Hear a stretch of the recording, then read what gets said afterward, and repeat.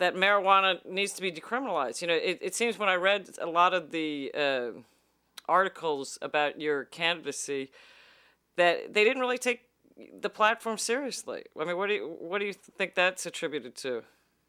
Well, I'm advocating social change and not on a slow movement. I'm advocating an immediate social change, which catches many people off guard, and many people are reluctant to advocate social change or even to agree to social change. The status quo, well, aren't you a PhD psychologist? That I learned some years ago in my training in life insurance selling that an individual can reach a plateau of a pleasure level, and he's happy with that or she's happy with that and doesn't want to go forward anymore because, in a sense, the boat will be rocked. And that's what's going on. New Orleans is always years behind the rest of the nation. New Orleans and Louisiana are not considered a very progressive and rapid moving state. Some years ago, when the airline pilots would fly into the airport here, they would say, please fasten your seatbelt. We're about to land at New Orleans International Airport, and please set your clocks and your watches back 100 years. that wasn't that was not a joke. And then in addition to that, 50, 60 years ago, when I was a kid and then a student, New Orleans was considered one of the friendliest places to visit. We lost that when integration came in, and there was tremendous rapid change here because the city's population at one time was perhaps 20 to 25% white and 75 to 80% black. Well, because of Brown versus Topeka Board of Education in 1954, within 2 years that was suddenly reversed. And right. Then you had the 75 to 80% who had been picked on, if I can use that word, who had been picked on for whatever, 150 years. Suddenly they came to power. And the people with experience in New Orleans were suddenly out of office, out of power, etc. And we had tremendous problems in the city. If I remember correctly, in 1956, 56 private schools opened up overnight in the suburbs. Wow. That's an amazing, and remember, we're talking about a city that in 1955 had approximately 250,000 people in the urban area. We literally didn't grow from that. Before Katrina, the height of the population was 475,000. After Katrina, I was living here, and it was down to 15,000 or so. Can you imagine that? 15,000 people in the city. Well, Katrina, before the Katrina destroyed New Orleans, we had, I think the number was 180,000 houses in New Orleans, and after Katrina, 102,000 were left standing, and most of those had some serious damage. Right. And then last year, the population went up to perhaps 300,000, and now it's estimated to 325,000. So the fact that in 1955, when 56 private schools opened, it showed that the majority of the population was still revolting against Brown versus Topeka Board of Education. The city's schools went down. The more educated children, the brighter children, including the African-American children, went to private schools. So when you put all of that together and see the resulting social problems that we've had with inner-city drugs and robberies and et cetera, the city's had serious, serious problems. We're trying to come back from them. And now I think we have proper leadership. I think the city has grown substantially, matured substantially. But the major factor, as in virtually every social problem, one of the major factors is we can't afford it. And if we can't afford it, the other candidates from there are saying, we're going to do this, we're going to do that. We're going to find the money, we're going to raise the money, we're going to squeeze the budget. Well, it can't be squeezed, it can't be found. And according to a columnist in a new newspaper that's starting in New Orleans shortly, he's having an article on me and saying, I'm the only one who's giving any answers. Right. Whether or not you agree with my platform, and I certainly let anyone and everyone disagree with me, but not one other candidate has said anything substantial. Instead of saying we're going to raise the money, we're going to find the money, tell me how you're going to raise it and how you're going to find it. Only one who's giving answer. You may not like it. You may be politically opposed to it, morally opposed, socially, or whatever, or religiously opposed to it. It doesn't matter to me. Show me another way to do it. It's as simple as that. I mean, I agree. Go ahead. Go ahead, I'm sorry. Well, I mean, I guess for me, New Orleans has always been kind of a freewheeling, kind of a little looser than as far as vices. So I would have thought. May I explain why? May I interrupt you and explain? Well, no, but wait. So I would have thought they would have been much more supportive of this and not ridiculed you as much. Well, they're not ridiculing me anymore. First debate that I was attending, everyone was laughing at me. And then suddenly it sunk into them. I mean, when I gave my opening statement on the NBC station here, debate, the forum with all 11 candidates there, as soon as I said marijuana, some people stood up and started cheering me. And other people started laughing. And by the middle of the first debate, no longer were people laughing. They were listening to me seriously because I said, hey. And then the second debate, I was taken seriously. And the most amazing thing is about the fifth debate, I was no longer invited to participate. I actually have a letter in my files that says the only way you can come here is if you show us that you have raised $100,000 in campaign funds. I've done this all on my own. $2,500 was my limit. Well, wait. But that doesn't sound right. I mean, I can't believe that they would exclude you just for that particular reason. I could actually fax or email you a copy of the letter. You can post it if you want. But that was the reason. I called a couple of other debates. I had been left off of the invitation list, and I was told, no, you can't come. It's okay. If you don't want me at your party, I don't want to go. But, is that legal? I spoke to my attorney, and he said it was. And then three of the other so-called minor candidates contacted me and said they were doing a lawsuit on it. I said, have a good time. I'm not going to waste my time on a lawsuit. I made my point. Going back to the whole attitude and psychology of New Orleans, now, New Orleans has been here since 1700 and whatever.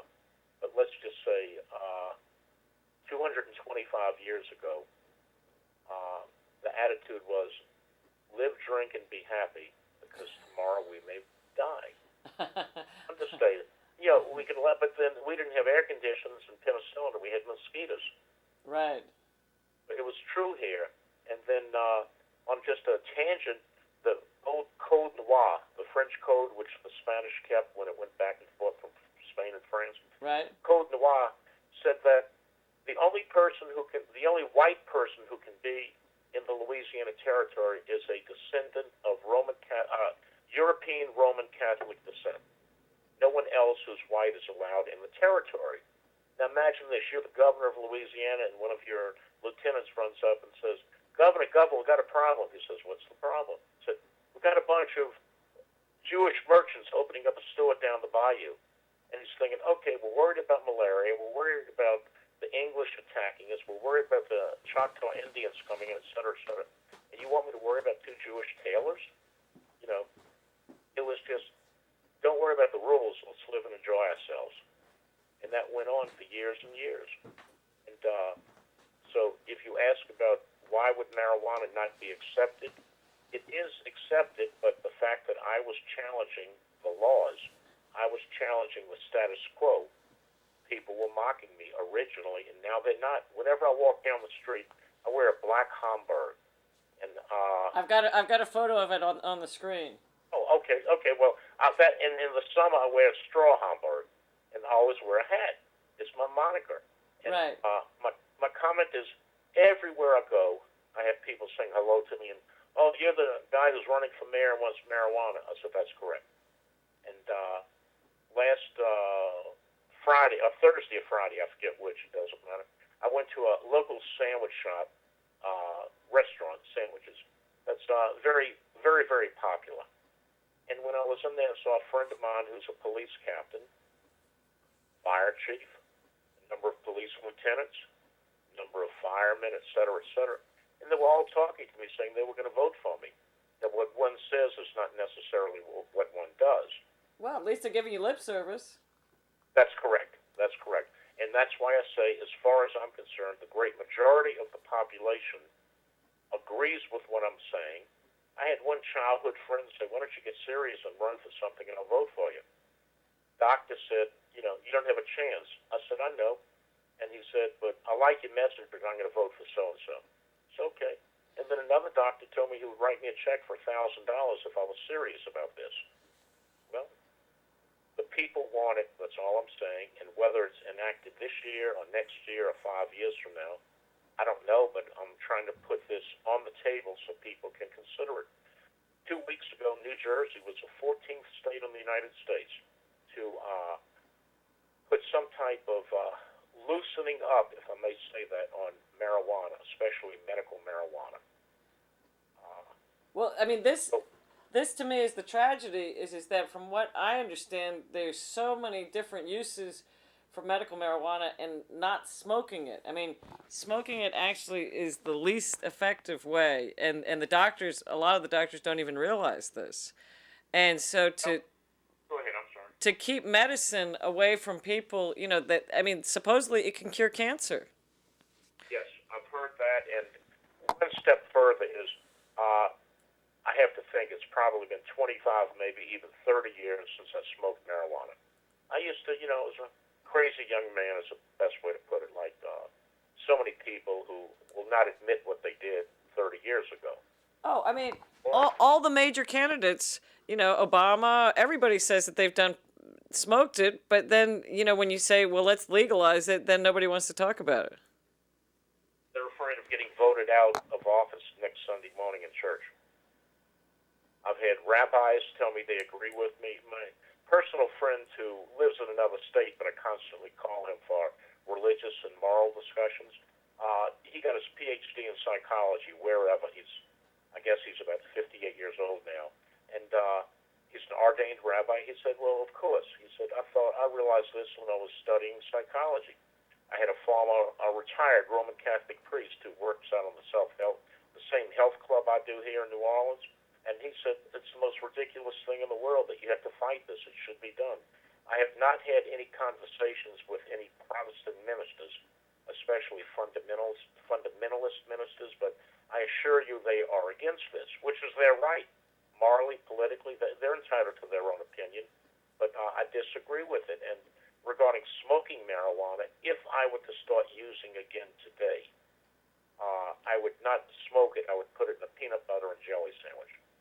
The reason that I say that is the crunchy taste of the peanut butter, crunchy peanut butter, of course, and the taste of the peanut butter is strong enough to hide the bitter taste of the marijuana, the cannabis, or whatever. And by doing that, I would have no effect on my lungs and or heart because everything would be washed out in a normal bodily fashion, and I wouldn't be hurting my lungs by smoking. Well, they say that it's not that you're hurting your lungs that's the issue, but that it's you're combusting a lot of the cannabinoids that are much more healthy if you concentrate it into an oil. That's what my understanding is. Well, that's I haven't looked into it for years, but that's fine. I mean, all I'm saying is it can be ingested in whatever fashion. It can be used, ingested, or whatever. And you can have the effects of the high, if you're doing it for pleasure purposes, or you can have the medicinal effects. You can treat your glaucoma. You certainly, as a doctor, know much more about this than I do. I'm not. Oh no, I'm not a doctor. I'm just a layperson that's been introduced to this because my friend Paula Gloria has really done a lot of work on this, and it just seems ludicrous to me that if it does have medicinal qualities, why I'm not a doctor, but there have been scientific studies. No one will even look at the evidence. That's correct. I can tell you the conspiracy theory, but I don't think it's necessary for this interview. But it would certainly destroy quite a few locked up businesses, if I might say that. It would certainly hurt the alcohol trade. Well, supposedly they were saying that, like in Mendocino County, it's basically legal, and even where it's very available and very legal, alcohol is still the drug of choice with underage drinkers, particularly. Because usually they say it's easier to get pot than it is alcohol, but for kids, it seems that that's not really the case, even though the pot's really available.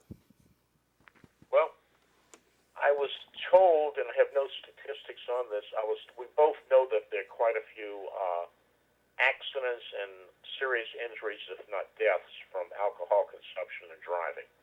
I was very friendly many years ago, perhaps 30, 35 years ago, helping a woman here who founded the Mothers Against Drunk Drivers, MADD chapter here.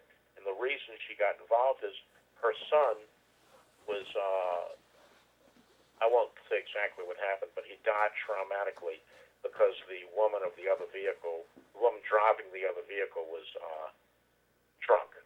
And I have yet to hear of one accident where it was driving under the influence of marijuana, because it is my understanding and my belief that marijuana slows you down.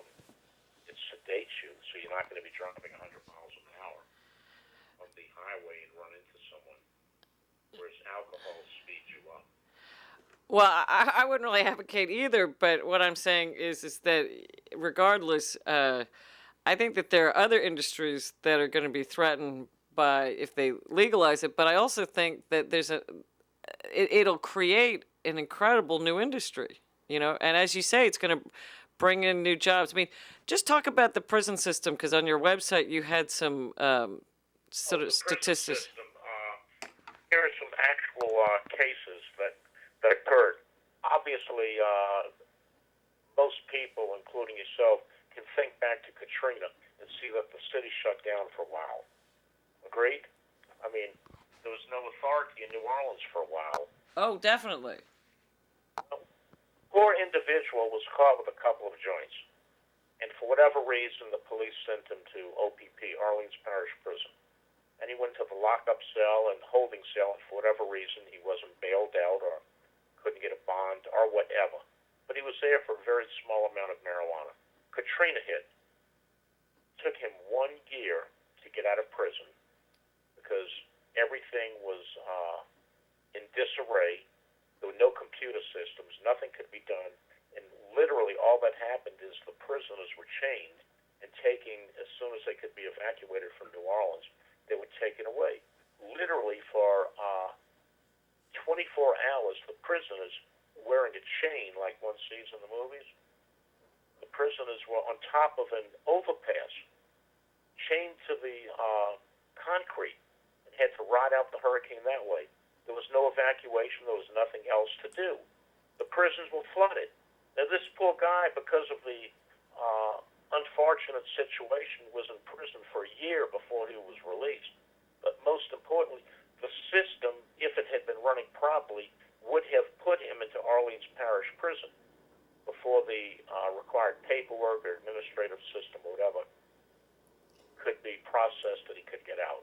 Point number one. Point number two, the prisons in New Orleans are so loaded with so many petty crimes because of the laws, especially marijuana laws, that right now it is actually a felony, and people, if the officer wants to do it, the officer will either release the person and not arresting officer will either release the person and not charge him, or the officer has to write him up as a felony, and he goes to prison.